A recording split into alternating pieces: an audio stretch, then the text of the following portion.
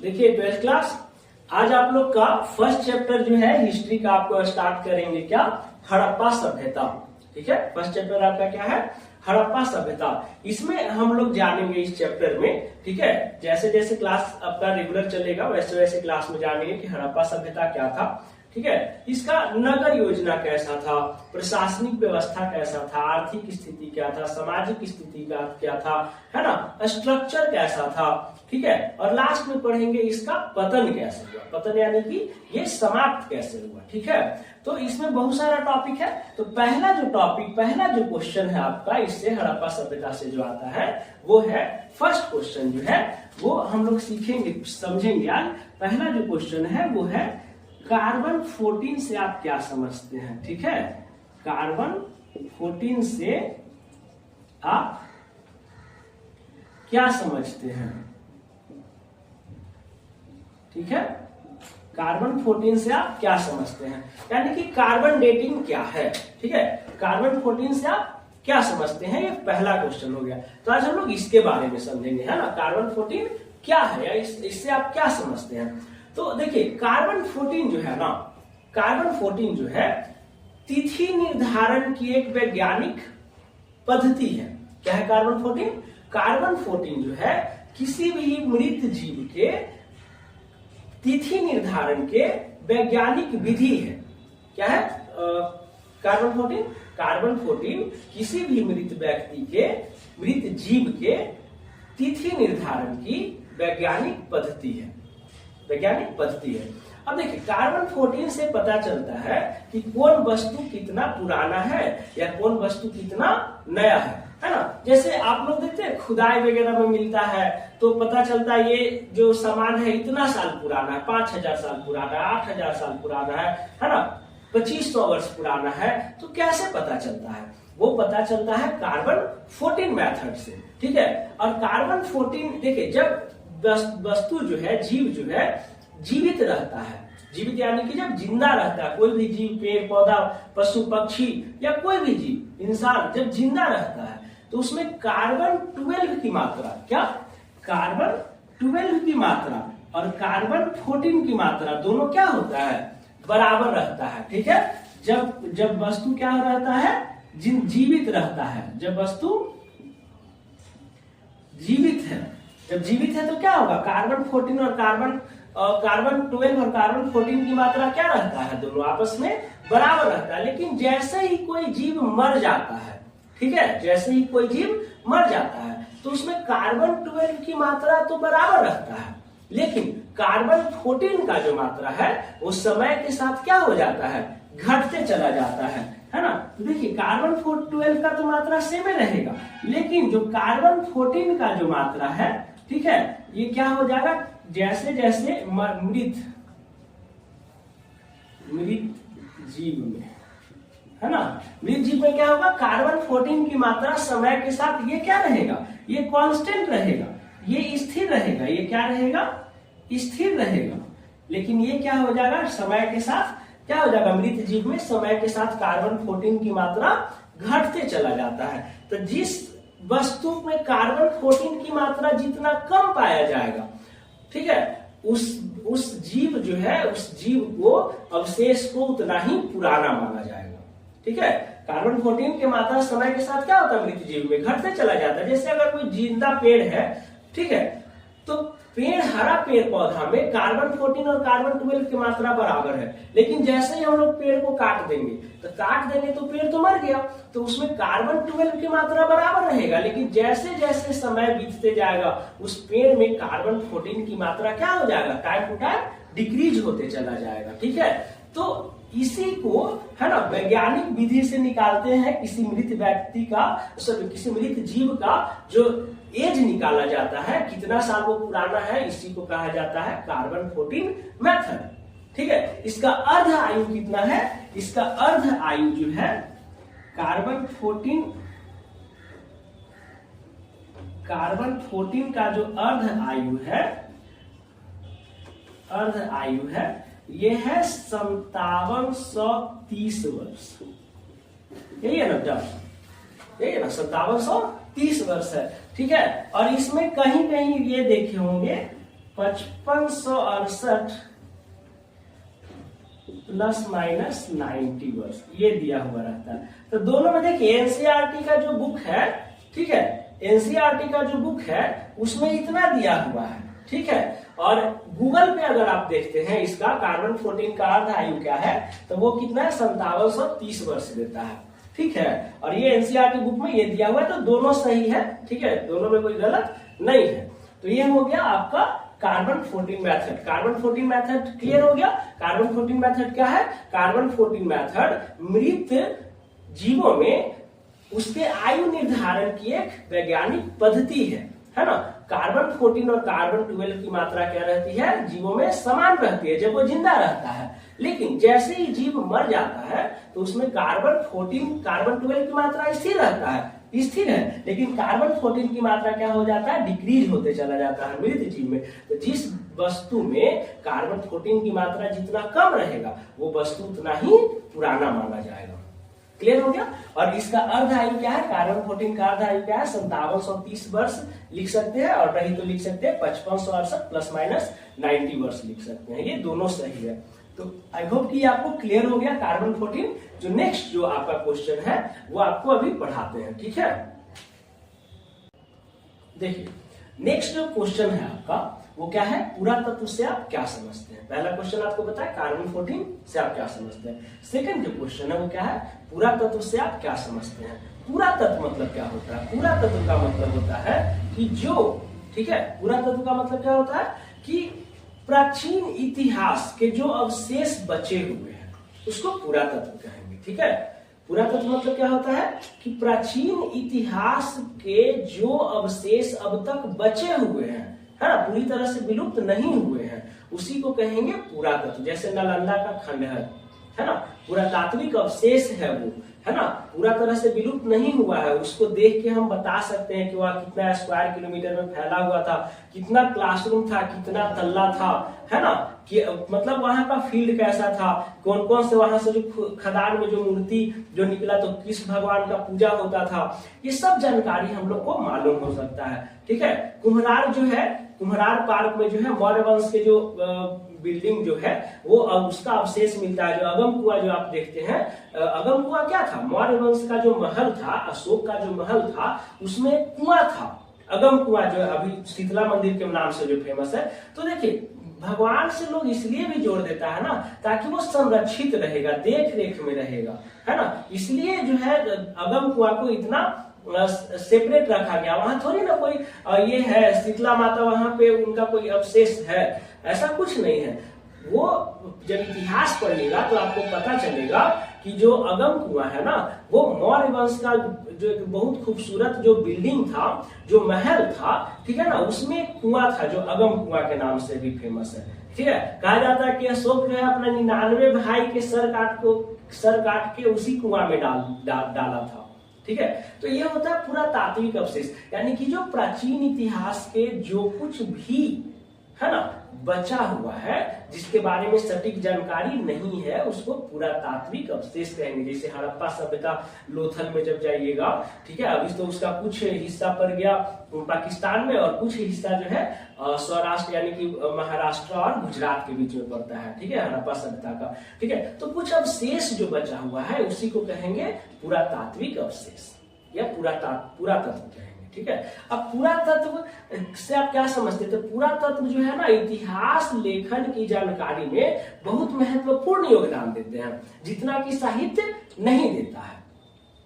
अब कहेगा सर साहित्य कैसे नहीं देता? तो देखिए साहित्य के ना सबसे पहले तो देखिए साहित्य में जो सबसे बड़ा डिमेरिट है वो क्या है कि वो कालखंड के बारे में सही जानकारी नहीं देता है। कालखंड के बारे में जानकारी क्या है? वो नहीं देता है।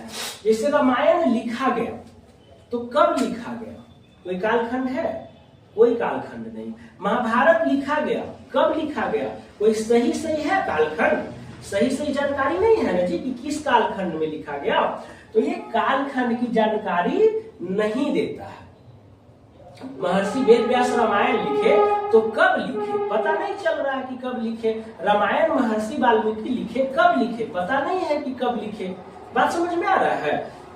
नेक्स्ट जो है जब कालखंड की जानकारी ही नहीं है तो वहां का सामाजिक जीवन जो है, सामाजिक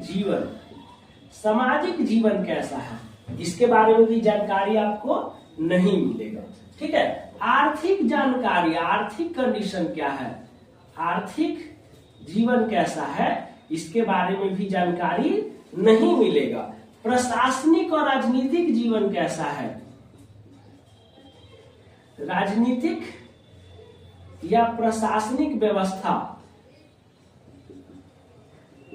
राजनीतिक या प्रशासनिक व्यवस्था कैसा है इसका जानकारी नहीं मिलेगा। बात समझ में आ रहा है?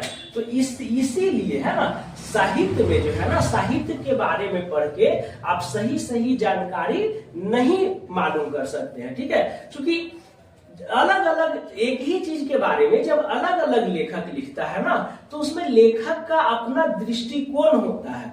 ठीक है, वो और बहुत सारा क्या होता है ना कि बहुत सारे लेखक जो है ना परिवर्तन कर देता है उसमें, जो है मूल चीजों को छोड़कर, ठीक है, वो अपना अनुसार लिखने लगता है, उसके अनुसार जो सटीक लगता है वो लिखता है।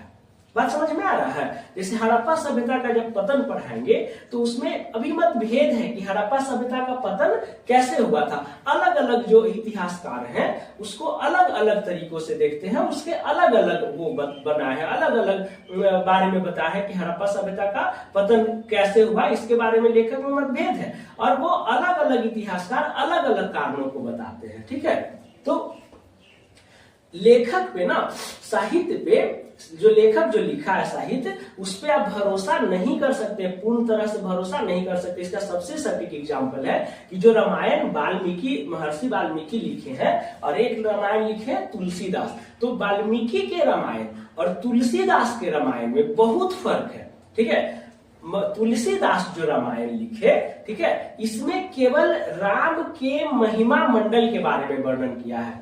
ठीक है, राम के महिमा मंडल के बारे में वर्णन किया गया, यानी कि राम के निगेटिव पक्ष को दिखाया ही नहीं गया है। ठीक है, लेकिन वही जो महर्षि वाल्मीकि का जब आप रामायण पढ़िएगा तो उसमें संबकू का किरदार दिखाया गया है। ठीक है, किस तरह से जो एक अछूत जो दलित लोग था, ठीक है, उस जब वेद का उच्चारण कर रहा था तो किस तरह से श्री राम जो है उसका गर्दन जो है तलवार से अलग कर देते हैं। ये तुलसीदास के रामायण में आपको नहीं मिलेगा, वाल्मीकि रामायण में आपको मिलेगा। कि वाल्मीकि रामायण में आप देखिएगा, अगर रामायण के बारे में अगर आपको मेरा बात अगर सही नहीं लगे, विकास दिव्यकीर्ति सर ना इसके ललन टॉप पे एक डिबेट किए थे।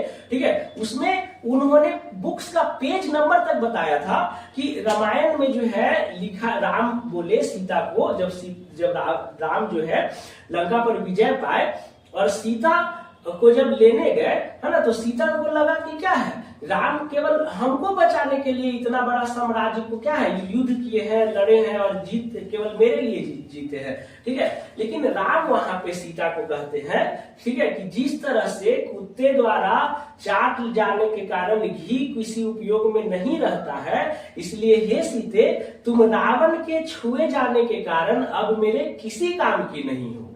ठीक है, ये महर्षि वाल्मीकि के रामायण में लिखा गया है। ठीक है, ये आप देखिएगा, ललन टॉप पे एक डिबेट है विकास दिव्यकीर्ति सर का। ठीक है, उसको बढ़िया से देखिएगा अगर आपको बिलीव नहीं है तो। ठीक है, और राम ये भी कहते हैं कि ये जो है युद्ध जो है हमने तुम्हारे लिए नहीं लड़ा है, बल्कि अपना जो कुल है उसके जो है ना, अपना कुल है उसके मान मर्यादा के लिए लड़े हैं, उसके वैभव के लिए लड़े हैं। ठीक है, ये आपको किसमें मिलेगा, महर्षि वाल्मीकि के रामायण में मिलेगा। लेकिन ये सब पहलू जो है, ये सब पक्ष जो है आपको तुलसीदास के रामायण में नहीं मिलेगा, नहीं देखने को मिलेगा। बात समझ में आ रहा है? तो इतिहास लिखा जो है उस पर आप बहुत कम भरोसा करिए। ठीक है, क्योंकि अलग अलग इतिहासकार अलग अलग चीजों अलग अलग तरीका से लिखता है। ठीक है, लेकिन पुरातत्व का इतिहास लेखन में इसलिए महत्व है क्योंकि उसको आप परिवर्तित नहीं कर सकते। जैसे मैंने आपको बताया नालंदा का खंडहर, ठीक है, तो नालंदा के खंडहर जो था वो दिखता है अभी कि कैसा था, उसका स्ट्रक्चर कैसा था, उसका फैलाव कैसा था, कितने क्लासरूम है, लाइब्रेरी कैसा होगा, उसका स्ट्रक्चर से हम लोग सब मालूम कर सकते हैं। ठीक है, पूरा तात्विक अवशेष में ज्यादा परिवर्तन नहीं हो। जैसे कोणार्क टेम्पल कभी उड़ीसा में है, कोणार्क टेम्पल जाके देखिए। ठीक है। तो आप समझ सकते हैं कि कैसा रहा होगा इसका पूरा इतिहास कैसा रहा होगा, ठीक है ना। क्योंकि उसमें परिवर्तित क्या कर सकते हैं, आप ईंटवा उठा के नहीं ना पूरा ढो लीजिएगा जी, ठीक है। जो है वही ना रहेगा। जैसे घर जो है, बिल्डिंग है, जो घर है आज से 70 साल बाद भी ऐसा ही रहेगा, 100 साल बाद भी ऐसा ही रहेगा, 150 साल बाद भी ऐसा ही रहेगा, भले ये खंडहर हो जाएगा, लेकिन लेंथ रूम सब यही ना, इसी के बारे में ना बताएगा, ठीक है। जितना लेंथ है, ब्रेथ है, रूम का लंबाई क्या है, किस तरह किस स्ट्रक्चर पे खड़ा हुआ है, ये सब बताएगा ना। तो ये हो जाता है। तो पुरातत्व आपको क्लियर हो गया कि पुरातत्व से आप क्या समझते हैं। पुरातत्व क्या होता है, पुरातत्व जो है इतिहास के जानकारी प्राप्त करने का एक सबसे बेहतरीन महत्वपूर्ण साधन है, ठीक है, जो साहित्य से कहीं ज्यादा सटीक जानकारी आपको देता है। क्लियर है। तो ये सेकंड क्वेश्चन आपका पुरातत्व क्लियर हो गया, ठीक है। अब हम लोग पढ़ेंगे नेक्स्ट क्वेश्चन, अभिलेख क्या है इसके बारे में, ठीक है। देखिए 12th क्लास, कल जो मैंने आपको क्वेश्चन बताया था वो हड़प्पा सभ्यता से क्वेश्चन फर्स्ट क्या था, कार्बन डेटिंग क्या है ना, कार्बन 14 क्या है ना। इससे क्या है, किसी मृत जीवों का एज निकाला जाता है, यानी कि कोई भी वस्तु जो है कितना पुराना है, कोई भी धातु है वो कितना पुराना है ना। ये कार्बन डेटिंग से हम लोग मालूम करते हैं। दूसरा जो क्वेश्चन मैंने आपको बताया था वो बताया था कि पुरातत्व क्या है ना, और उसका क्या योगदान है इतिहास लेखन में, है ना। वही क्वेश्चन अभी थर्ड जो नंबर आपका क्वेश्चन है, क्वेश्चन नंबर जो थर्ड है वो भी आपको हम बताएंगे। देखिए डेली 2-3 क्वेश्चन क्लियर करेंगे ना, तो आपका जो चैप्टर है, अभी ये पुरातत्व वाला जो है क्वेश्चन हो गया, अभी कार्बन 14 हो गया, अभी अभिलेख आएगा, उसके बाद हड़प्पा सभ्यता आएगा, उसका नगर योजना आएगा, प्रशासनिक योजना आएगा, उसका क्या नगर योजना में क्या क्या था वो आएगा। तो एक एक करके सब क्वेश्चन को आपको, सब एक एक क्वेश्चन का आपको जो है वीडियो आ जाएगा, और एक एक क्वेश्चन को आपको 1 by 1 वीडियो आएगा, ताकि आप लोग को है ना समझने में कोई दिक्कत नहीं हो। यहाँ पढ़ लीजिए, एक बार जाके आप लोग देख भी सकते हैं, है ना। चलिए नेक्स्ट क्वेश्चन जो है वो है कि इतिहास लेखन में अभिलेखों का क्या महत्व है, अभिलेखों का क्या महत्व है, क्या महत्व है इतिहास लेखन में अभिलेखों का क्या महत्व है। तो सबसे पहले तो समझेंगे अभिलेख क्या होता है, इतिहास लेखन में अभिलेखों का क्या महत्व है। तो पहले हमको क्या समझना है, पहले समझना है हमको कि अभिलेख क्या होता है, ठीक है। तो अभिलेख का मतलब क्या होता है, अभिलेख का मतलब होता है पत्थर या धातु या मिट्टी, है ना, पर लिखे हुए बनाए हुए चित्र, है ना, लिखे हुए या बनाए हुए चित्र। इसमें किस चीज में हम बता रहे हैं, इसमें हो जाएगा पत्थरों पर, ठीक है, पत्थरों पर हो जाएगा, या किस पे हो जाएगा, या हो जाएगा पत्थरों पर या मिट्टी पर, ठीक है, मिट्टी पर, या क्या लिख सकते हैं, धातुओं पर, ठीक है, धातुओं पर, है ना, धातुओं पर, पत्थरों पर, मिट्टी पर, धातुओं पर जो भी आकृति बनाई गई है, ठीक है, जो भी कुछ लिखा गया है उसी को कहेंगे क्या, अभिलेख। उसी को क्या कहेंगे, अभिलेख कहेंगे। तो अभिलेख में पहचान, पत्थरों पर क्या लिखा हुआ है कोई नहीं जान सकता है। जैसे पहले का क्या लैंग्वेज था, क्या भाषा था, इसके बारे में नहीं ना जानकारी प्राप्त होता है। तो पहले के टाइम में पहले कॉपी तो था नहीं, किताब तो था नहीं, है ना, पेंसिल पेन तो था नहीं, मार्कर बोर्ड तो था नहीं कि आपको लिखा हुआ चीज मिलेगा। पहले के जो लोग थे वो लिखते थे पत्थर पे लिखते थे, मिट्टी पे लिखते थे, धातु के बर्तनों पर लिखते थे। तो ये जो लिखते थे वो लोग, तो आज के टाइम में वही लिखे हुए चीजों को अध्ययन करके उसके बारे में जानकारी प्राप्त करते हैं, है ना। तो उस समय के ये सब जो लिखा हुआ रहता था, ठीक है, तो उस समय की क्या होता है, तत्कालीन जानकारी प्राप्त होता था। कैसा जानकारी, ये जानकारी होता था आर्थिक, है ना, ये जानकारी होता था राजनीतिक, ये जानकारी होता था सामाजिक, ठीक है, यानी कि उस समय के यानी कि उस समय के अभिलेखों से तत्कालीन जानकारी, यानी कि उस समय में कैसा राजनीतिक व्यवस्था था, आर्थिक व्यवस्था था, सामाजिक व्यवस्था था, इसके बारे में पता लगाया जाता है। ठीक है, तो इसी को कहेंगे अभिलेख। मतलब ये इतिहास लेखन में बहुत महत्वपूर्ण है। ठीक है, जैसे आप लोग राजगीर कभी गए होंगे तो राजगीर में एक सोन भंडार जगह है।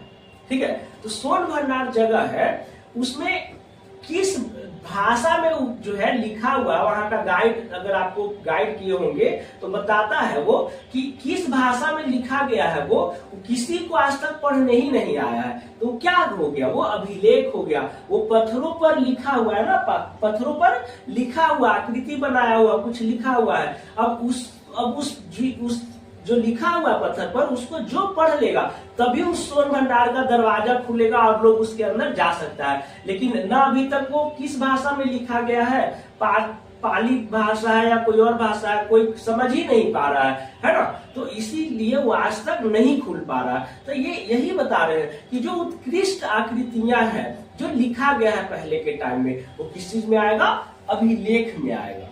ठीक है, अब समझिए कि अभिलेख, देखिए अभिलेख का इतिहास लेखन में इतना ज्यादा महत्व है कि केवल अभिलेख के आधार पर ही, केवल अभिलेख के आधार पर ही भंडारकर महोदय ने अशोक का धम्म, ठीक है, अशोक का धम्म ने क्या था बताएंगे अभी, जब अशोक के बारे में पढ़ाएंगे, मौर्य साम्राज्य को पढ़ाएंगे कि धम्म क्या था।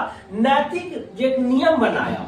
ठीक है, जीवन जीने के लिए अशोक जो है, जब अहिंसा को अपना लिया था, हिंसा को छोड़ दिया था, तब क्या है, अशोक एक नैतिक नियम बनाया और उस नैतिक नियम के समूह को धर्म कहा गया।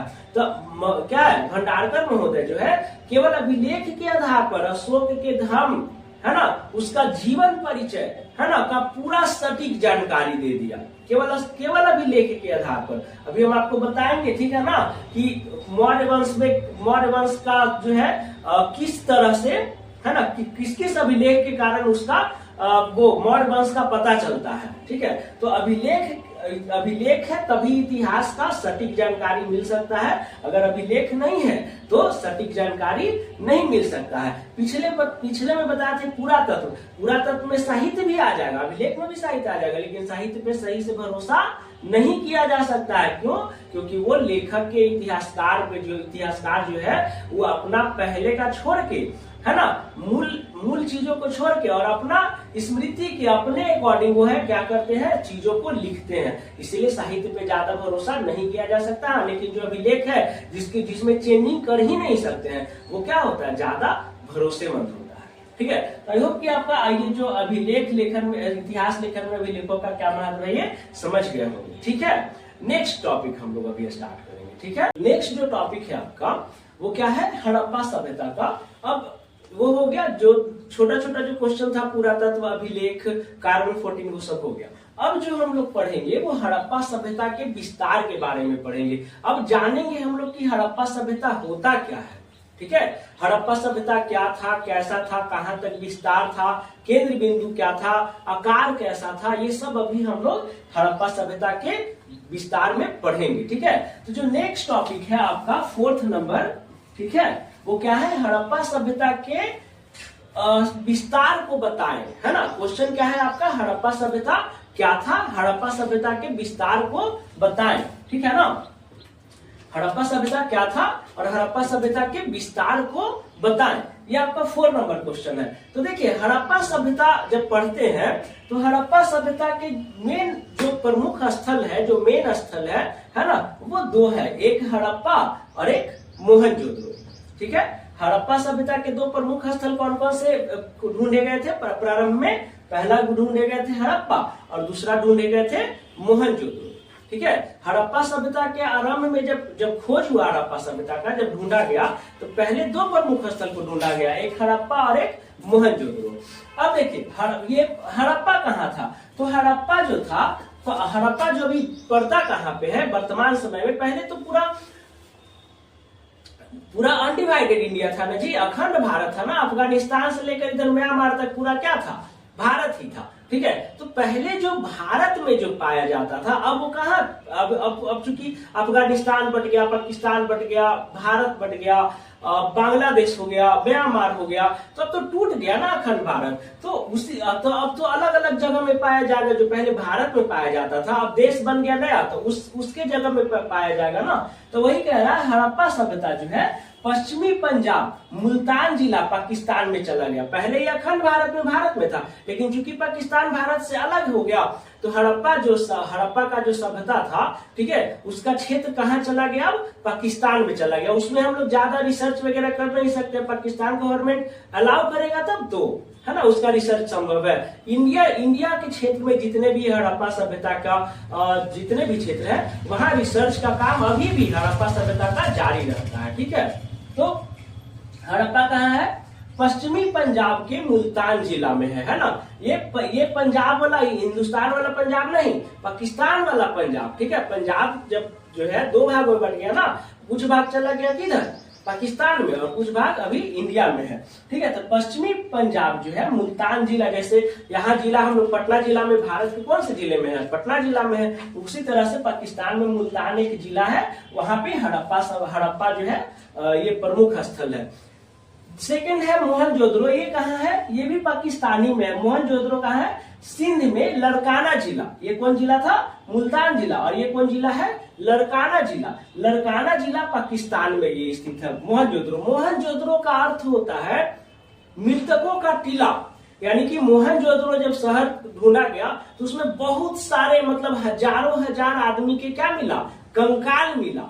ठीक है ना, इसीलिए उसका नाम रखा गया मोहनजोदड़ो, है ना।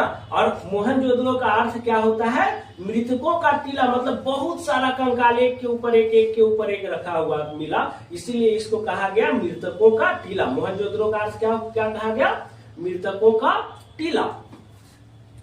अब देखिए, कहता है कि पूर्ण विकसित हड़प्पा स्थलों की संख्या कितना है, 1022 है।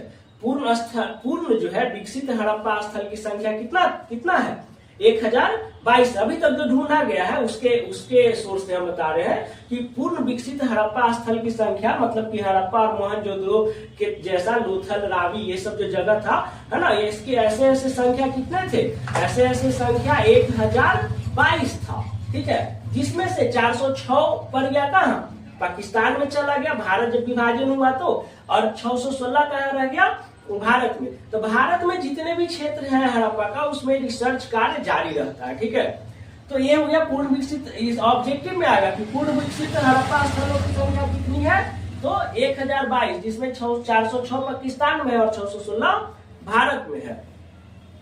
नेक्स्ट, इस सभ्यता का केंद्र, हड़प्पा सभ्यता का केंद्र कहाँ था। ठीक है, हड़प्पा सभ्यता का केंद्र कहाँ था, तो हड़प्पा सभ्यता का जो मेन केंद्र था, जहां से शुरुआत हुआ था, जैसे भूकंप का एक केंद्र होता है ना, जैसे भूकंप जहां से आया तो उसका एक केंद्र होता है, जिसको अधिकेंद्र कहा जाता है ना, मतलब कि वहीं से वो शुरू होकर क्या होता है, फैलना शुरू होता है। उसी तरह से हड़प्पा सभ्यता का केंद्र कहाँ है, कहाँ से वो फैलना शुरू हुआ, तो वो फैलना शुरू हुआ सिंधु घाटी के सिंध और पंजाब, उसका क्या है, जो ही पाकिस्तान में है। ठीक है, उसका केंद्र बिंदु हड़प्पा सभ्यता का कहाँ है, पाकिस्तान में है। कहाँ, सिंध और पंजाब के क्षेत्र से वो फैलना शुरू हुआ था, हड़प्पा सभ्यता का शुरुआत हुआ था, और वहीं से धीरे धीरे वो क्या किया, विकास किया। बात समझ में आ रहा है। जैसे मगध इंपायर बिहार से न शुरू हुआ था जी, राजगिरी उसका राजधानी था, बाद में बिंबिसार ने पाटलिपुत्रा कर दिया।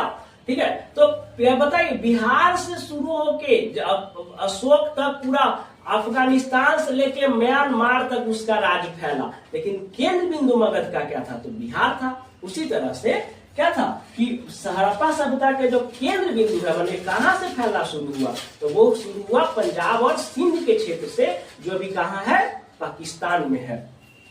क्लियर है। अब देखिए, अब विस्तार, इसका मतलब हड़प्पा सभ्यता का विस्तार कहां से कहां तक था, तो ये था उत्तर में जम्मू से दक्षिण में नर्मदा नदी तक, यानी कि जम्मू कश्मीर से लेके कहां तक था, दक्षिण में नर्मदा नदी के तट तक था इसका फैलाव, उत्तर और दक्षिण में।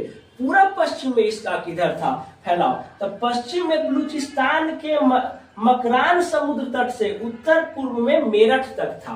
ठीक है, कहां था, ये पश्चिम में कहां तक था, बलूचिस्तान, है ना। बलूचिस्तान क्या है, पाकिस्तान का एक राज्य है ना। जिसे देखते हैं हमेशा विद्रोही, मतलब पाकिस्तान के लिए वो बहुत सिरदर्द बना हुआ है बलूचिस्तान। हमेशा क्या होता है, पाकिस्तान गवर्नमेंट के खिलाफ लोग आवाज उठाते रहता है ना। बलूचिस्तान को बहुत ही क्या, जैसे बांग्लादेश के साथ भेदभाव करता था ना पाकिस्तान, उसी तरह से अभी बलूचिस्तान के साथ भेदभाव कर रहा है, ठीक है। तो वहां की जनता क्या चाहता है कि अलग राष्ट्र रहे, पाकिस्तान में वो लोग नहीं रहना चाहता। वो लोग हिंदुस्तान से मदद मांगता है कि क्या हम लोग को आजाद करवाइए, है ना। बलूचिस्तान पाकिस्तान में मिलकर नहीं रहना चाहता, वो अपने लिए एक अलग देश चाहता है, ठीक है। तो वही कह रहा है, बलूचिस्तान नाम सुने होंगे, हमेशा सोशल मीडिया में आते रहता है बलूचिस्तान के बारे में। तो पश्चिम में कहा है, बलूचिस्तान के मकरान समुद्र तट से, समुद्र तट जो था पश्चिम में, बलूचिस्तान का जो समुद्र तट है मकरान में, वहां से लेके इधर कहा पूरब में कहां तक था, तो मेरठ तक था, ठीक है। मेरठ उस टाइम डिस्ट्रिक्ट था, मेरठ जिला तक था, ठीक है। विशेषता क्या है इसका, हड़प्पा सभ्यता का विशेषता क्या था, तो ये जो था नदी घाटी सभ्यता में सबसे ज्यादा उत्कृष्ट और विशिष्ट एक सभ्यता था। मतलब सबसे ज्यादा डेवलप्ड सभ्यता अगर कोई था नदी घाटी सभ्यता में, तो वो कौन था, हड़प्पा सभ्यता था, ठीक है।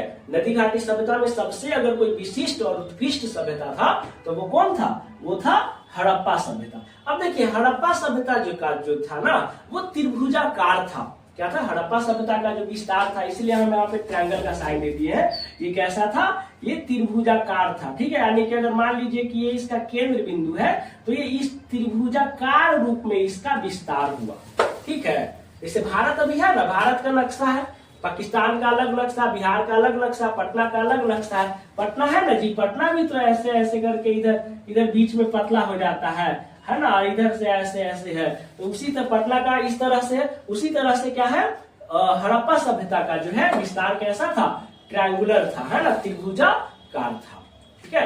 तो आई होप कि हड़प्पा सभ्यता क्या था और हड़प्पा सभ्यता के विस्तार के बारे में आप सही से सीख गए होंगे, है ना, जान पाए होंगे। अभी नेक्स्ट क्वेश्चन जो बताएंगे वो पढ़ाएंगे हड़प्पा सभ्यता का नगर योजना कैसा था। बहुत अभी इसमें बहुत पढ़ना है आप लोग को, लास्ट में जाके बताएंगे कि पतन कैसे हुआ, ठीक है।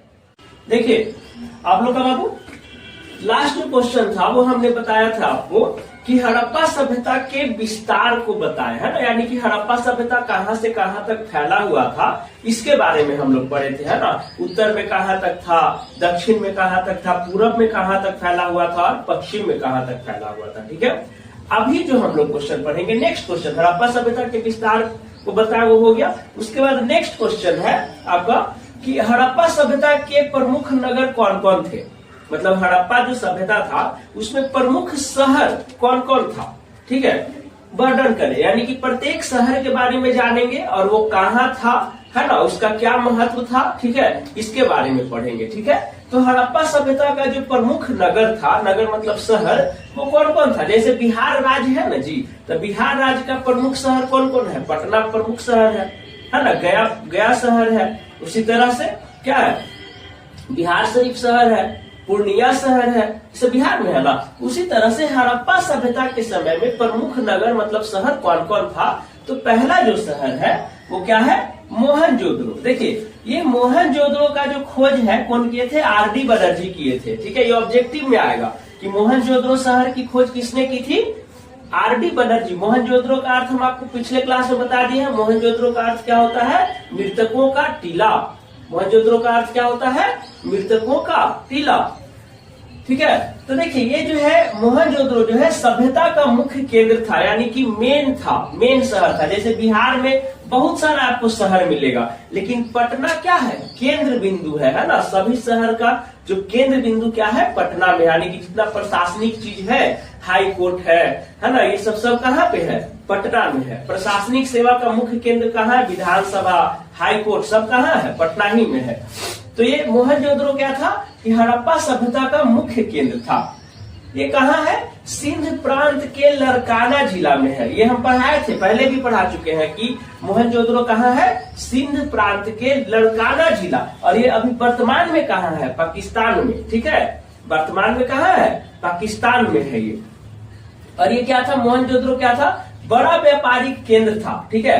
अंतरराष्ट्रीय नगर था, व्यापारिक केंद्र यानी कि जितना व्यापार, जैसे पटना में व्यापार का सबसे बड़ा कहाँ पे केंद्र है? तो आप पटना सिटी है ना, पटना सिटी है ना जी। जितना मसाला का व्यापार पटना सिटी की तरफ से होगा, है ना, मारूफगंज से, फिर जितना जो सब सामान आता है, रॉ मटेरियल जो पैकेजिंग वगैरह होता है, जो सामान ये दुकान में आता है आपका, सबका होलसेलिंग कहाँ से आता है? पटना सिटी से आता है। उसी तरह से जो मोहनजोदड़ो था, ये क्या था? व्यापार का बहुत बड़ा केंद्र था, अंतरराष्ट्रीय नगर था। अंतरराष्ट्रीय नगर कहने का मतलब कि देश विदेश से यहाँ क्या आते थे? सामान आते थे, और यहाँ से देश विदेश में सामान जाते थे। ये दक्षिणी प्रदेश की राजधानी थी। मतलब हड़प्पा सभ्यता को यदि दो भाग में बांट दीजिए, उत्तर और दक्षिण, तो ये क्या था?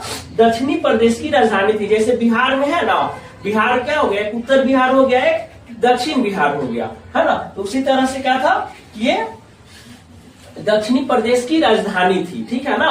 कौन? मोहनजोदड़ो। सेकंड जो है शहर, वो है हड़प्पा। सेकंड क्या शहर है? वो है हड़प्पा। हड़प्पा क्या है? ये पश्चिमी पंजाब के साहिवाल जिले में है। पश्चिमी पंजाब के साहिवाल जिले, ये पश्चिमी पंजाब के साहिवाल जिला। पश्चिमी पंजाब जब भारत का बंटवारा हुआ तो किसमें चला गया? पाकिस्तान में चला गया। यानी कि जो हड़प्पा भी जो है वो वर्तमान में कहाँ स्थित है? वो है वर्तमान में पाकिस्तान में स्थित, है ना। साहिवाल जिला, ये वर्तमान नाम हम लिखे हैं यहाँ पे, ठीक है ना।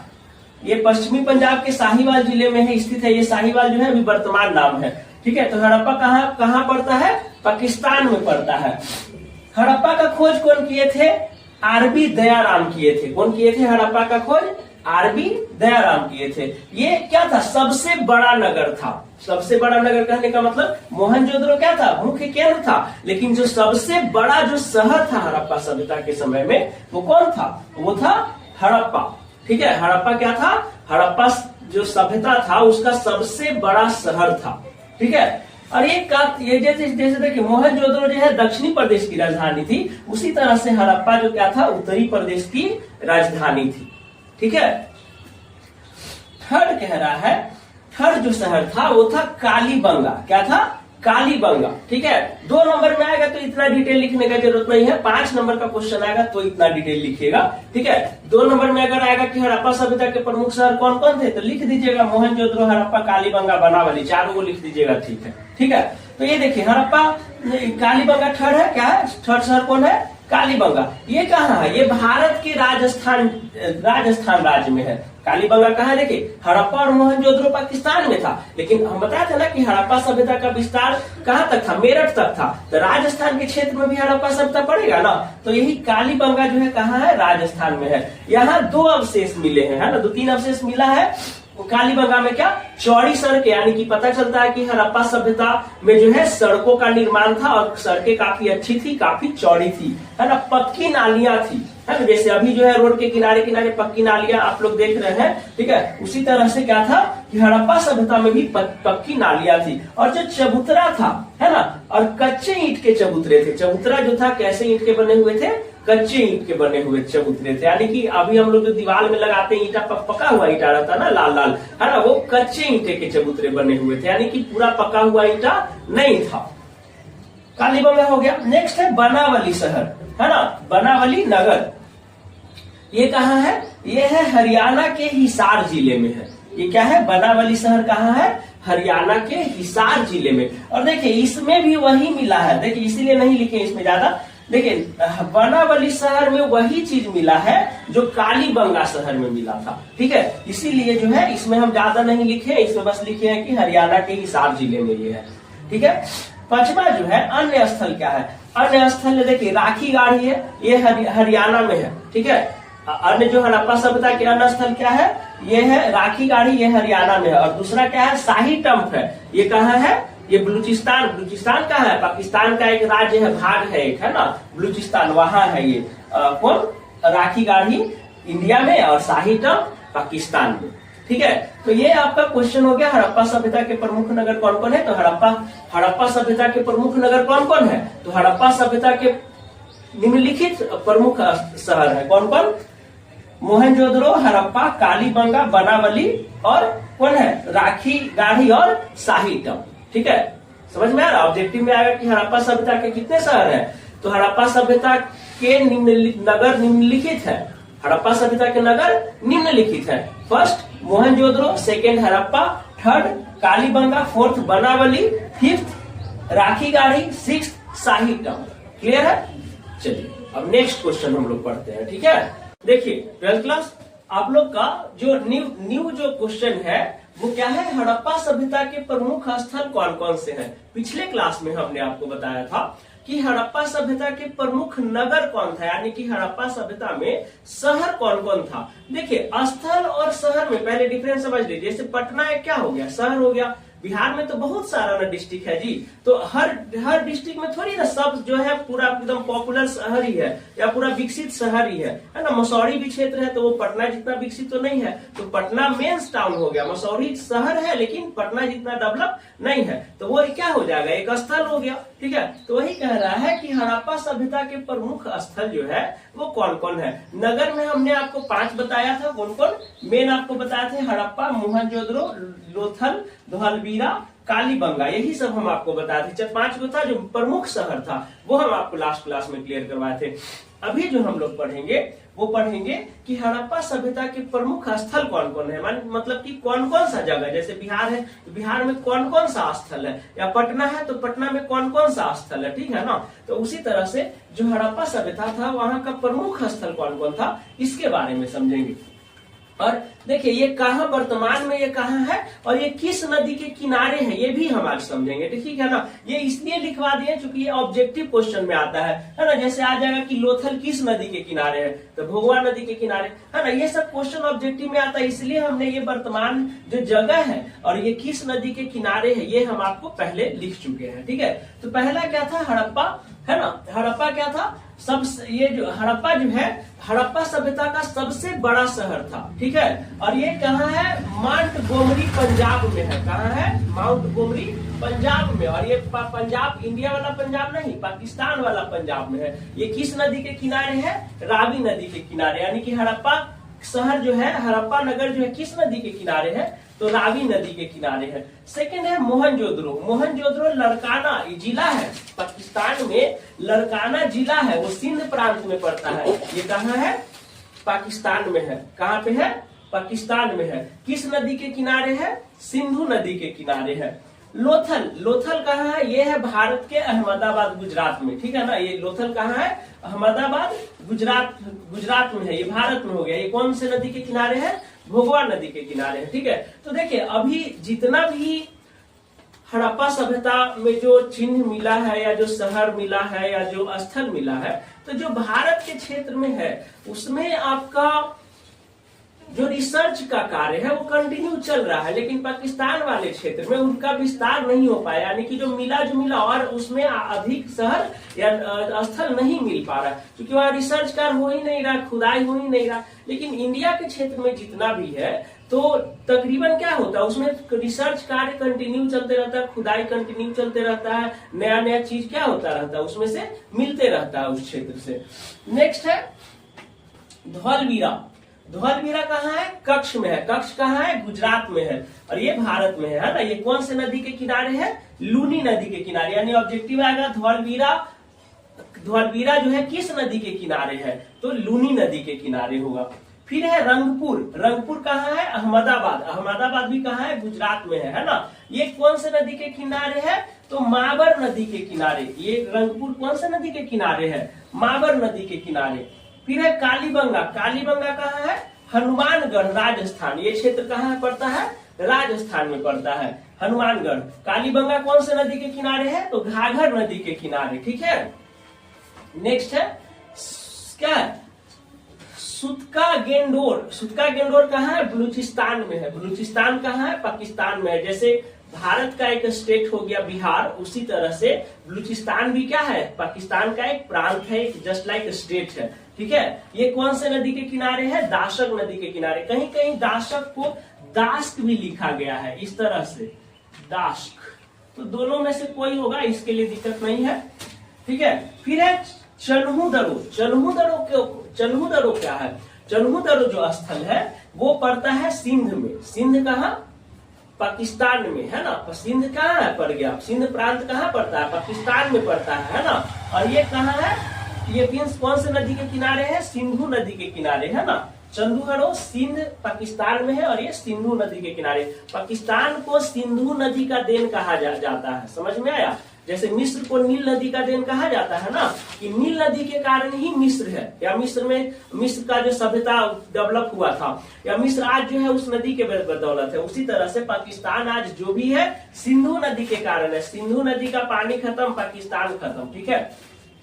रोपड़ कहाँ है? पंजाब में। पंजाब भारत में इसलिए लिखे नहीं है, ठीक है। रोपड़ जो ये स्थल है हड़प्पा सभ्यता का, ये कहाँ है? पंजाब में। ये कौन से नदी के किनारे है? सतलज नदी के किनारे है, ठीक है। देखिए हड़प्पा सभ्यता जो है ना, इसमें हड़प्पा सभ्यता को नदी घाटी सभ्यता कहा जाता है। कौन सी नदी घाटी सभ्यता? सिंधु नदी घाटी सभ्यता, ठीक है। तो हड़प्पा सभ्यता का देखिए जितना भी शहर है ना, मेन में जितना भी स्थल है ना, वो सब नदी घाटी से शुरू हुआ था, यानी कि नदी के किनारे बसा हुआ था, ठीक है। इसीलिए हड़प्पा सभ्यता को नदी घाटी सभ्यता भी कहा जाता है, ठीक है। इसका क्वेश्चन बताएंगे कि हड़प्पा सभ्यता को सिंधु घाटी सभ्यता या नदी घाटी सभ्यता क्यों कहा जाता है।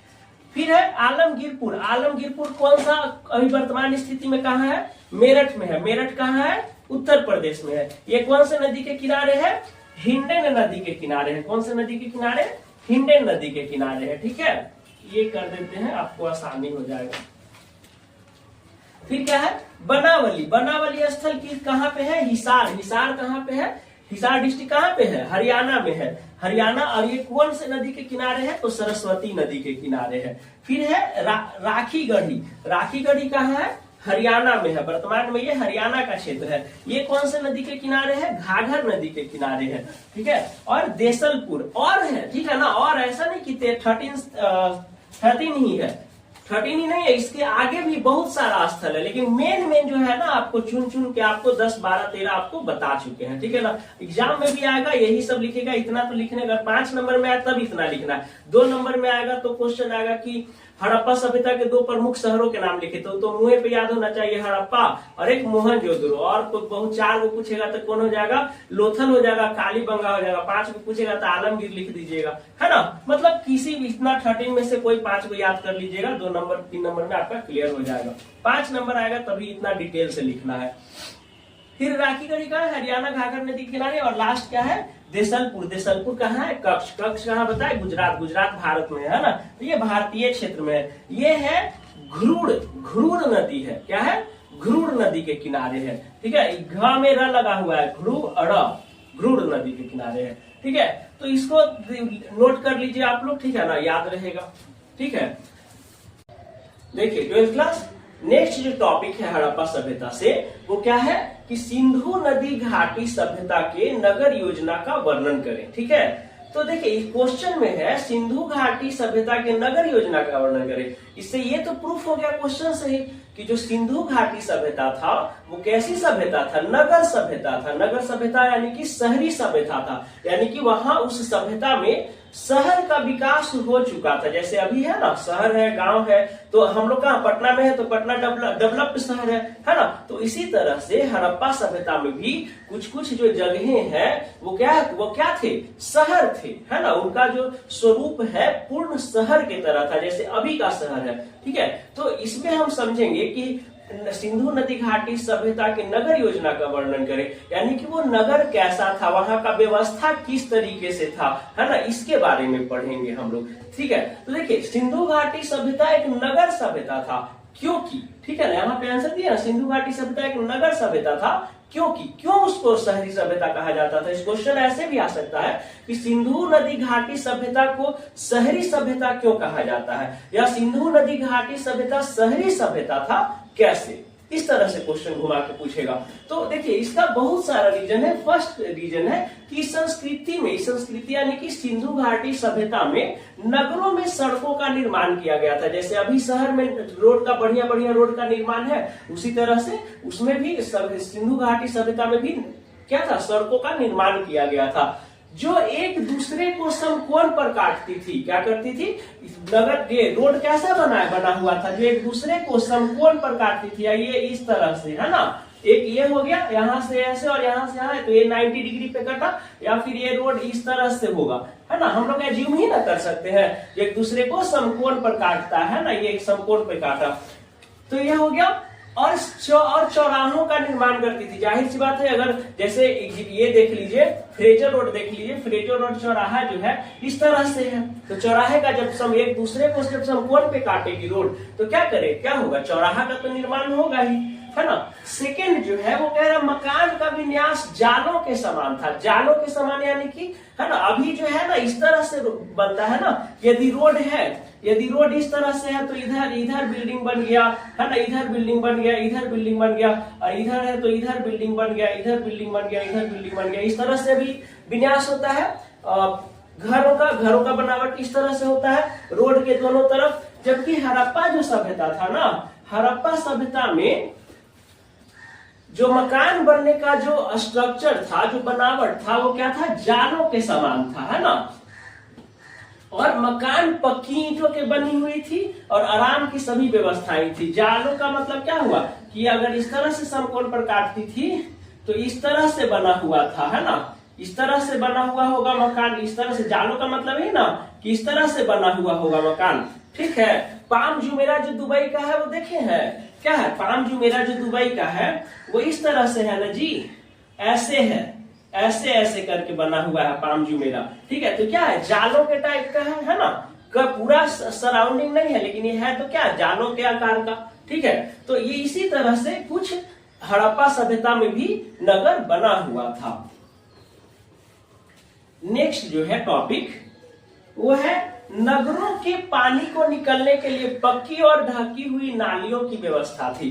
जो शहर से जो पानी निकलता था, उस पानी को निकलने के लिए जो नालियां थी वो पक्की थी, ठीक है ना। जैसे अभी जो है शहर के पानी से, पटना के पानी जो हम लोग निकालते हैं, कुछ पानी जाता है पुनपुन में, कुछ पानी जाता है नाला का गंगा नदी में, तो क्या होता है, नाले पक्की है ना, और ढकी हुई है। तो उसी तरह से नाले का भी जो विन्यास था, जो स्ट्रक्चर था, जो बनावट था, वो कैसा था कि नहरों का पानी निकलने के लिए पक्की और ढकी हुई नालियों की व्यवस्था थी। और फोर जो है अनेक घरों में स्नान के लिए कुएं मिले हैं। अभी हम लोग के शहर में हर घर में लगभग मोटर मिलता है स्नान के लिए, नहाने के लिए। आपको क्या चाहिए, मोटर रहेगा तो ना टंकी में पानी भराएगा जी। उसी तरह से हड़प्पा सभ्यता में लगभग हर घर में आपको क्या मिलता है, कुआं मिलता है ना, स्नान करने के लिए या रोजमर्रा के कामों में प्रयोग होने वाले पानी की पूर्ति वो कहां से करते थे, कुएं से करते थे, है ना। केवल नहाना ही थोड़ी होता है,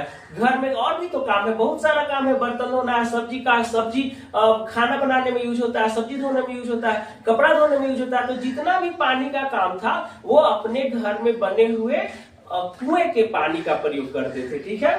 नेक्स्ट है कि विशेष अवसरों के लिए सार्वजनिक स्नान घर बनाए गए थे। जैसे अभी हम लोग के यहाँ छठ के लिए सब सार्वजनिक पूजा है छठ, तो छठ पूजा के लिए बड़ा बड़ा तालाब बनाया जाता है ना, या तालाब जो बना रहता है उसमें पानी भरा रहता है, पानी भरा जाता है, ताकि जो जितने भी लोग हैं आसपास के सब आके उसमें अर्घ दें, है ना, पूजा करें। उसी तरह से सिंधु घाटी सभ्यता में भी, हड़प्पा सभ्यता में भी जो बहुत सारे, जब एक ही पूजा पाठ के टाइम में या पर्व के टाइम में जब बहुत लोग एक ही बार नहाने के लिए होता था, तो उनके लिए सार्वजनिक स्नान घर बनाया गया था, ठीक है।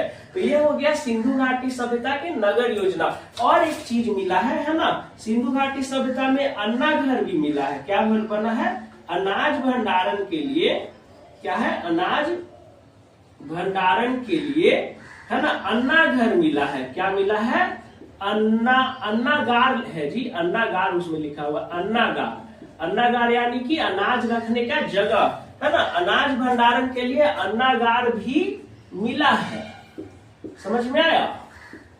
ये अन्नागार यानी कि जैसे भंडारण, जैसे अंग्रेज के समय में गोलघर क्या था, अनाज भंडारण के लिए बनाया गया था, उसी तरह से हड़प्पा सभ्यता में भी क्या है, अनाज के भंडारण के लिए, वो सड़े नहीं, गले नहीं, लंबा समय तक चले, इसके लिए अन्नागार कहीं कहीं मिला है, ठीक है, हड़प्पा सभ्यता में, ठीक है। तो आई होप कि आप समझ गए होंगे कि सिंधु नदी घाटी के नगर योजना कैसा था, ठीक है। अभी हम नेक्स्ट जस्ट बताएंगे, ठीक है, कि वहां के नालियों की व्यवस्था कैसी थी। अभी जो नेक्स्ट टॉपिक है वो क्या है, हड़प्पा सभ्यता के जल निकासी प्रणाली का वर्णन करें। हड़प्पा सभ्यता के जल निकासी प्रणाली का वर्णन करें। अभी देखिए, जो अभी पिछले मैंने क्वेश्चन को बताया वो क्या था कि हड़प्पा सभ्यता के नगर योजना का वर्णन करे। तो जब नगर है तो उसमें पानी निकलने के लिए नाली का व्यवस्था रहना ना चाहिए जी, नहीं तो पूरा शहर डूब जाएगा, है ना, पूरा रोडे खराब हो जाएगा नाली वाला पानी से। तो ये कह रहे हैं हड़प्पा सभ्यता के जल निकासी प्रणाली कैसी थी। तो देखिए हड़प्पा सभ्यता में सबसे पहले जो अभी का जो पहले वर्तमान सभ्यता जो हम लोगों का है उससे कंपेयर करके देखें तो एकदम बिल्कुल सेम थी। अभी जो है हम लोग का क्या है, सबसे पहले घर से है ना, घरों का पानी कहाँ जाता है, घर का पानी क्या होता है, घर का पानी जाता है पाइप के द्वारा छोटे नाली में, छोटे नाली से होते हुए है ना गली के नाली में जाता है। कहाँ जाता है, गली के नाली में, है ना। अभी जो एकदम सेम टू सेम इसी तरह से हड़प्पा सभ्यता में था। गली के नाली क्या हुआ रहता है, गली का जो नाली रहता है वो बड़े नालों में मिल जाता है। कहाँ पे मिल जाता है, ये बड़े नालों में मिल जाता है, ये बड़े नालों में मिल जाता है। और बड़े नालों में क्या हो जाता है, बीच बीच में मेन होल रहता था। क्या रहता था, मेन होल रहता था। ये इसका उपयोग क्यों किसके लिए होता था, अभी भी देखते हैं ना, जो नली का पानी जो रहता है गली में जाता है और वो वाला जब गली वाला जो नाला रहता है वो जो जिस बड़ा नाला से में मिलता है उसमें मेन होल रहता है। मेन होल किस लिए, सफाई के लिए, कि कभी मान लीजिए कि पानी आगे पास नहीं हो रहा है, उसमें कचरा जम गया तो सफाई के लिए है ना मेन होल चाहिए ना, जितना ना उसमें से घुस के आदमी कचरा निकालेगा। बात समझ में आ रहा है। अब ये जो बड़े नाला था, ठीक है, ये अपने से भी बड़े नालों में जो सड़क के किनारे होता था, क्या होता था, सड़क के किनारे, सड़क के किनारे, सड़क के किनारे जो मेन नाला हो गया, अब इससे बड़ा नाला नहीं होगा, ये सड़क के किनारे वाले नालों में क्या हो जाता था, मिल जाता था। बात समझ में आ रहा है। घर का पानी के लिए जो छोटा छोटा नाली से गली के नाली में गया, गली का नाली बड़े वाले नालों में गया। अब बड़ा वाला नाला क्या होता है, सड़क के किनारे किनारे वो अपना जा रहा है, जहां जहां जहां नदी मिलेगा, है ना, नहर मिलेगा, उसमें डंप कर दिया जाएगा, छोड़ दिया जाएगा उस पानी को, ठीक है ना। जैसे पटना का देख जितना बड़ा बड़ा नाला है, जितना बड़ा बड़ा नाला है, सब क्या होता है, सड़क के किनारे किनारे बना हुआ रहता है और वो सब जाके कौन से नदी में प्रवाहित हो जाता है, गंगा नदी में जाके प्रवाहित, सब कचरा को छोड़ दिया जाता है, नाला वाला पानी को छोड़ दिया जाता है ना। नाला रोड का देख लीजिए, फिर उधर जो जगदेव पथ जो बना है पूरा का पूरा नीचे नीचे नाला ही है और ऊपर से रोड है ना। तो जो जितना जो बड़ा बड़ा जो नाला है उसको साफ सफाई करने के लिए बीच बीच में मेन होल दिया हुआ रहता है ना। और वो फिर क्या होता है, सड़क के किनारे किनारे जाके एक काम के पास में क्या हो जाए, नदी में वो मिल जाता है। तो ये हो गया हड़प्पा सभ्यता के जल निकासी की व्यवस्था। एक और क्वेश्चन आता है आप लोग का कि हड़प्पा वासियों द्वारा सिंचाई के लिए कौन कौन से साधन उपयोग में थे। एक क्वेश्चन यहाँ पे लिख देते हैं, हड़प्पा वासियों द्वारा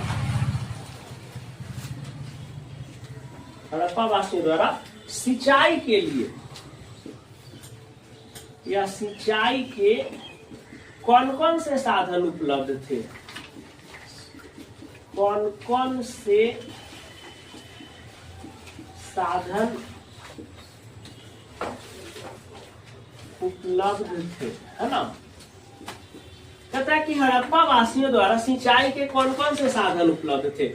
तो ये तो कॉमन सेंस वाली बात है। अभी जितना डेवलप इलेक्ट्रिसिटी तो है नहीं, इलेक्ट्रिसिटी नहीं ना था जी हड़प्पा सभ्यता में। शहरी सभ्यता जरूर था, मतलब वहां का नगर अच्छा था, है ना, रास्ते एक दूसरे को समकोण पर काटती थी, सफाई का उत्तम व्यवस्था था, है ना, पक्की नालियों का व्यवस्था था। लेकिन इलेक्ट्रिसिटी तो था नहीं कि वहां पे मोटर होगा। अब ना लोग खेत को सिंचाई करने के लिए इलेक्ट्रिसिटी का यूज करते हैं, बोरवेल का यूज करते हैं, पहले ये नहीं था। तो पहले किस चीज से सिंचाई होता था, तो साधन के मतलब हड़प्पावासी द्वारा सिंचाई के कौन कौन से साधन उपलब्ध थे। तो उनके पास क्या साधन उपलब्ध था, ये तो कॉमन सेंस वाली बात है। सबसे पहले क्या यूज होता होगा, पहले कुआं, क्योंकि पहले हम नगर योजना में बताए थे ना कि हर घर में कुआं होता है, तो सबसे पहले तो कुआं यूज होता था, है ना।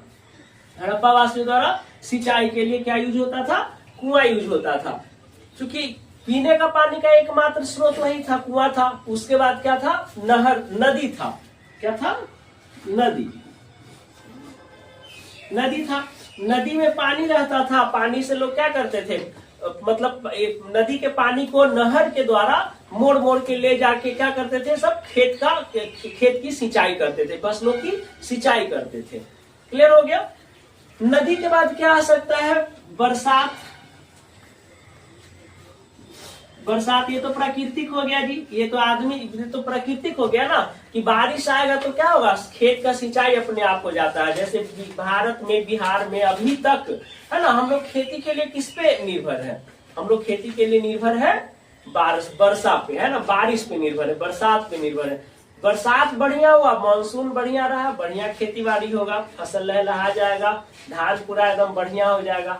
जिस साल सुखाड़ हो गया, पानी परवे नहीं किया, उस साल क्या होगा, धान नहीं बढ़िया होगा, है ना, उसको पानी मिलवे नहीं करेगा तो कितना बढ़िया धान हो पाएगा। तो कुछ फसलें होते हैं उनको क्या होता है, पानी की ज्यादा जरूरत होता है, तो बरसात में रोपा जाता है उसको, है ना, जैसे धान की खेती बरसात। अब देखिए एक और होता है तालाब। तालाब क्या कैसे यूज कर सकते हैं, तालाब में पानी आएगा कहाँ से, तो बारिशवा जो होगा, तो बारिश वाला पानी जो सगरों से ढूल ढाल के सब एक जगह होगा ना जी, देखते हैं अभी भी कि जहाँ गड्ढा रहता है वहाँ बरसात का पानी जमा हो जाता है, या आसपास में यदि कोई नीचा एरिया है तो सबके नाला का पानी, नाली का पानी घर का वहीं में जाके जम जाता है। तो क्या हो गया, इस तरह से पानी का क्या हो जाता था, संग्रहण हो जाता था। तालाब में पानी कहाँ से आएगा, ये आ जाएगा वर्षा जल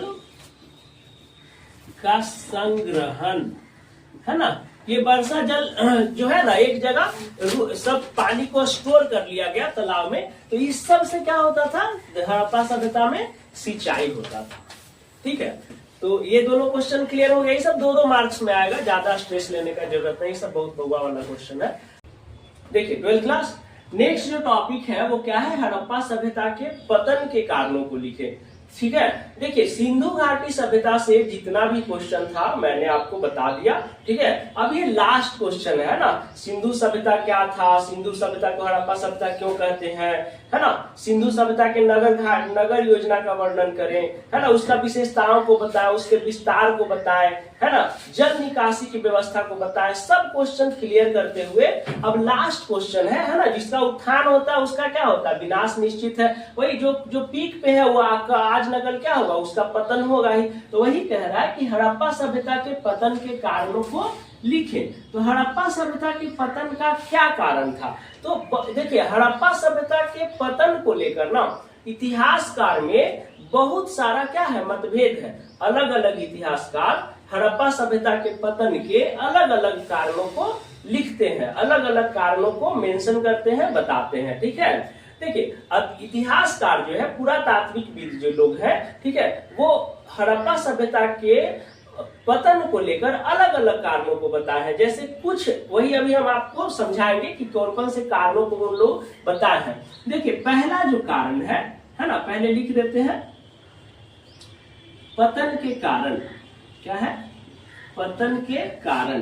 पतन के पहला कारण क्या है, ठीक है, पहला कारण इतिहासकार बताते हैं बाढ़ को। किसको बताते हैं, बाढ़ को पहला कारण बताते हैं कि हड़प्पा सभ्यता का जो पतन है वो किसके कारण हुआ होगा, बाढ़ के कारण हुआ होगा, है ना। बाढ़ के कारण क्यों, पहले सबसे बहुत सारे इतिहासकार या पुरातात्विकविद जो है, या पुरातात्विकविद मतलब कि जो पुराने सभ्यता का खोज करते हैं, वस्तुओं का खोज करते हैं, पता लगाते हैं कि कौन सी सभ्यता का है, कितना हजार साल वर्ष पुराना है, उनको पुरातात्विकविद कहते हैं, शोधकर्ता कह सकते हैं उनको। तो बाढ़ के ही कारण क्यों बताइए, सबसे सटीक माना जाता है। ठीक है, बाढ़ का कारण इसलिए लोग बताते हैं, इसलिए इतिहासकार बताते हैं, क्योंकि जो सिंधु नदी घाटी सभ्यता था वो नदी उस किस पे विकसित था, नदी घाटी सभ्यता था वो, माने नदियों के किनारे विकसित था। मेन रूप से सिंधु नदी घाटी था, और उसके बाद बहुत सारा उसके सहायक नदियां था, है ना, भोगवा नदी था, रावी नदी था, है ना। तो सिंधु नदी घाटी के बहुत सारा क्या था, सहायक नदी था, जिसके आसपास ये सभ्यता बसा हुआ था। तो इतिहासकार मानते हैं कि कभी भयंकर बाढ़ आया होगा, जिससे नदियों का जल स्तर बढ़ गया होगा, आसपास के क्षेत्रों में क्या भर गया होगा, पानी भर गया होगा, जिससे क्या है हड़प्पा सभ्यता पूरी तरह से डूब गया होगा, या मतलब कि फसल खत्म हो गया होगा, बहुत समय तक पानी रह गया होगा, जिसके कारण आवागमन की सुविधा बंद हो गया होगा, जिसके कारण लोग भूखमरी के कारण भी मर गए होंगे। बाढ़ आ जाएगा तो फसल खत्म न होगा, आदमी खाएगा क्या, भेड़ बकरी सब तो दह जाएगा बाढ़ में, है ना। जैसे कोसी नदी में बाढ़ आता है तो उत्तर बिहार के हालात समझ लीजिए कितना डूब जाता है, गांव का गांव मैंने 70-75 गांव एक बार में खाली करवाया जाता है, देखते हैं ना न्यूज में, है ना। तो ये हो गया पतन के कारण। मोहनजोदड़ो जो मूवी आया था ऋतिक रोशन का, उसमें भी क्या है कि मोहनजोदारो का जो पतन का कारण बताया गया, वो क्या बताया गया, बाढ़ को बताया गया, ठीक है। सेकंड जो है इतिहासकार मानते हैं कि सेकंड जो कारण होगा वो क्या हुआ होगा, सुखाड़ हुआ होगा। सुखाड़ मतलब कि कई वर्षों तक, ठीक है, बारिश का न होना, मानसून का न होना। आपको पता है कि भारत में जो है कृषि मुख्य रूप से किस पे निर्भर करती है, मानसून पे निर्भर करती है। मानसून यानी कि बरसात, मानसून यानी बरसात। भारत में कृषि किस पे निर्भर करती है, मानसून पर निर्भर करती है, बरसात पे निर्भर करती है। मानसून बढ़िया होगा, फसलें अच्छा होगा, जो जो जो जिसको पानी की जरूरत होता है, जिन फसलों को पानी की जरूरत होती है, बरसात में बोई जाने वाली फसलें जैसे धान, बारिश बढ़िया है धान का फसल बढ़िया होगा, बारिश नहीं हो रहा है, सुखाड़ हो है तो धान का फसल बढ़िया नहीं होगा। तो बहुत सारे पुरातात्विकविद जो है वो मानते हैं कि हड़प्पा सभ्यता का जो विनाश है, पतन है, वो सुखाड़ के कारण हुआ होगा। कि बहुत सारे मतलब 5-6 साल क्या हुआ होगा लगातार बारिश नहीं हुआ होगा। बारिश नहीं होने से क्या हुआ होगा, आज ना लोग मोटर मशीन चला के, है ना, बोरवेल से पानी कर लेता है। पहले के टाइम में लोग ऐसा नहीं कर पाते होंगे, है ना। तो क्या हुआ, सुखाड़ के कारण क्या, नदी में पानी है नहीं, नहर में पानी है नहीं, तो सिंचाई के लिए कैसे क्या डालेंगे, कुछ नहीं पानी डाल सकते हैं। वो नदी में ही पानी नहीं है, तो पहले तो नदी पानी का एक प्रमुख स्रोत क्या होता था, नदी होता था, ठीक है। नदी में पानी है तो नहर के थ्रू, है ना, बना के नहर बना के वो खेतों तक पानी पहुंचाते थे। अब नदी में ही पानी नहीं होगा तो सुखाड़ हो गया, है ना। तो सुखाड़ के कारण अब खाने वाला चीज नहीं रहेगा, भूखमरी के कारण लोग मर जाएंगे, ठीक है। बहुत सारे पुरातात्विकविद जो है, इतिहासकार जो है, वो मानते हैं कि हड़प्पा सभ्यता का पतन जो हुआ होगा संक्रमण के कारण हुआ होगा। संक्रमण, ठीक है, संक्रमण बीमारी, या इसको कह सकते हैं महामारी। क्या कह सकते हैं, महामारी कह सकते हैं। जैसे महामारी क्या हुआ कि वैसा है ना संक्रमण जिसके कारण हजारों लाखों लोग अचानक से मरने लगे, ठीक है। तो इसको कहेंगे क्या, संक्रमण या महामारी। जैसे अभी हम लोग 2019-20 में देखे, 2021 में कोरोना आया तो पूरे विश्व का, है ना, पूरे विश्व को इफेक्ट किया। और पूरे विश्व में मतलब कि सबसे ज्यादा जो जनसंख्या भारत और चाइना में करोड़ों लोग अचानक से मर गए 2-3 महीना के अंदर। तो ये वैसा ही बीमारी आया होगा हड़प्पा सभ्यता के समय। तो संक्रमण बीमारी मतलब क्या होता है, संक्रामक बीमारी मतलब क्या होता है कि एक से दूसरे में फैलता है, एक इंसान से दूसरे इंसान में फैलता है ना। कोरोना में ही था ना कि मास्क लगाना जरूरी था, डिस्टेंस मेंटेन करना जरूरी था, है ना। तो इसी तरह से संक्रमण बीमारी आया होगा किस में, हड़प्पा सभ्यता के समय, जिसके कारण लोग एक दूसरे से संक्रमित होके मर गए, है ना। पहले भी जब, अब ना इतना मेडिकल साइंस डेवलप कर गया, हर एक चीज का मेडिसिन आ गया, हर एक चीज का इंजेक्शन आ गया, है ना। पहले हड़प्पा सभ्यता इतना मेडिकल के मामले में विकसित नहीं होगा, जिसके कारण वो लोग मेडिसिन नहीं बना पाया। तो जिसके कारण क्या होगा, वो संक्रमण के कारण धीरे लोग मर गया, है ना, एक करके मरते चला गया। तो ये हो गया संक्रमण या बीमारी, ये तीसरा कारण है। चौथा कारण जो लोग मानते हैं वो क्या मानते हैं, भूकंप को मानते हैं। किसको मानते हैं, भूकंप को मानते हैं। बहुत सारे इतिहासकार मानते हैं कि हड़प्पा सभ्यता का जो पतन हुआ, यानी कि वो समाप्त हो गया, वो किसके कारण हो गया, भूकंप के कारण हो गया। भूकंप यानी कि अब अचानक से भूकंप बहुत तीव्रता वाला आया होगा। जैसे जापान में आता है ना भूकंप, हमेशा आता है। कभी कभी क्या होता है, अभी हाल ही फिलहाल में अभी थाईलैंड में भूकंप आया ना जी, बहुत भयंकर भूकंप आया, है ना, 7.9 तीव्रता वाला भूकंप आया, है ना। तो उसी तरह से कहा जाता है कि हड़प्पा सभ्यता के समय ठीक है ना, बहुत जोरदार, मतलब तीव्र स्केल पे जो है, स्केल रिएक्टर पे उसका पैमाना बहुत अधिक हुआ होगा। 10 पॉइंट समथिंग आया होगा, 11 पॉइंट समथिंग का आया होगा, है ना। अभी जैसे इंडिया में ही 2015 में जो भूकंप आता था वो 5 पॉइंट समथिंग था, 6 पॉइंट समथिंग था, है ना। तो विनाशकारी नहीं होता है, लेकिन जो भूकंप अगर, है ना, ये अधिकेंद्र पे अगर पता चले, है ना, या भूकंप मापी जो स्केल है उस पे पता चले कि अगर 10 या 11 है, तो पता है जितना जो बिल्डिंग है सब गिर जाएगा, है ना। वो जोरदार, काफी जोरदार भूकंप आएगा जब उसका स्केल पैरामीटर ज्यादा रहेगा। तो वही कह रहा है कि जोरदार भूकंप आया होगा, है ना, 10 पॉइंट समथिंग आया होगा, 11 पॉइंट समथिंग का भूकंप आया होगा, है ना, जिसके कारण पूरा हड़प्पा सभ्यता क्या हो गया, खत्म हो गया, है ना। बहुत सारे लोग इतिहासकार जो है आग लगने को मानते हैं, आग लगने के कारण, आग लगने के कारण भी बहुत सारे इतिहासकार मानते हैं कि हड़प्पा सभ्यता का पतन हुआ। अच्छा, ये कैसे पता चला, ठीक है। तो हड़प्पा सभ्यता के खोज में जली हुई परतें मिली है, एक के ऊपर एक जली हुई परतें मिली है, ठीक है ना। हड़प्पा सभ्यता में या सिंधु घाटी सभ्यता में जब खोज हुआ, ठीक है, तो एक के ऊपर एक जली हुई परतें मिली है, जिससे पता चलता है कि हड़प्पा सभ्यता का विनाश आग लगने के कारण भी हो सकता है ना। देखिए अभी कंफर्मेशन नहीं है, कंफर्म नहीं है, अब इतिहासकार है, पास्ट में क्या हुआ जिसको कोई देखा नहीं उसको तो नहीं ना कोई समझा सकता है, लेकिन ठीक है, एजप्शन तो कर सकता है, ज्यूम तो कर सकता है, मान तो सकता है ना। अपना जो सेंस ऑफ ह्यूमर है, सेंस ऑफ ह्यूमर का यूज करके उसका उपयोग तो कर सकता है कि हाँ किन किन कारणों से हुआ होगा, है ना। अब जैसे ह्यूमन, मानव सभ्यता जब विनाश होगा तो इसके सबसे बड़ा कारण क्या होगा, जंगल का कटाई। अभी देखिए उत्तराखंड, छत्तीसगढ़ में हसदेव जंगल पूरा कट गया, अभी तेलंगाना में एक जंगल कट रहा है, जंगल को जला दिया गया, हजारों हजार लोग क्या हो गया, जानवर मर गया, लोग शहर की ओर, हाथी हिरण सब भाग रहा है ना। तो इस तरह से मानव जान रहा है, मानव ये समझ रहा है कि पेड़ का भी काटेंगे तो हमारा ही नुकसान है, लेकिन डेवलपमेंट के नाम पे क्या हो रहा है, जंगल के जंगल काट दिया जा रहा है। तो इसका खामियाजा कौन भुगतेगा, मानव भुगतेगा, हम लोग भुगतेंगे। तो वही कह रहा है कि अब मानव सभ्यता के विनाश का सबसे बड़ा कारण होगा पेड़ का नहीं रहना। एक टाइम आएगा ना कि ऑक्सीजन लोग लेके, जैसे पानी का बोतल खरीदता है ना, उसी तरह ऑक्सीजन का बोतल खरीदेगा 1 लीटर का, 2 लीटर का, ठीक है।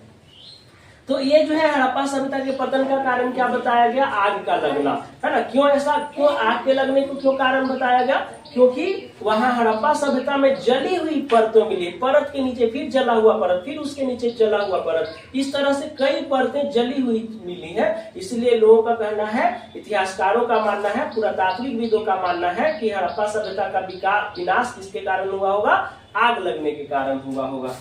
फिर छठा जो कहा जाता है वो कहता आर्यों का आक्रमण, आर्यों यानी कि हुनो, आर्यों यानी कि हुनों का आक्रमण,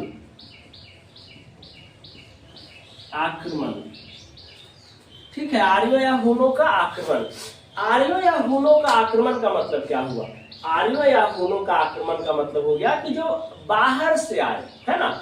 आर्य जो है कहां से आए, आर्य अभी भी इसके पे डिबेट होता है कि आर्य क्या है, बाहर से आए थे, देश के बाहर से आए थे, है ना।